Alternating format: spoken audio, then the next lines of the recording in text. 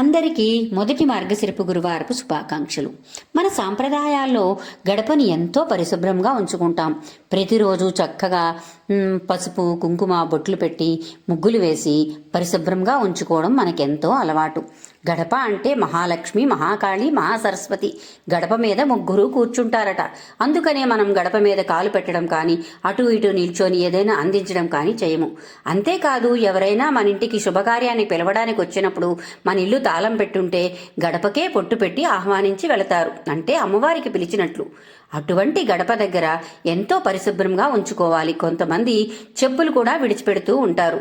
ఆ విధంగా చేయకూడదు. అంతేకాకుండా మనం గడపకి దండం పెట్టుకున్నప్పుడు, అమ్మా మహాలక్ష్మి, మహాకాళి, మహాసరస్వతి, నా ఇంటి నుండి పయనమైన ప్రతి మనిషి చక్కటి ఆరోగ్యంతో మంచి పనులు చేయాలి, మంచినే చేయాలి అని మనం ప్రార్థించుకోవాలి ప్రతినిత్యం.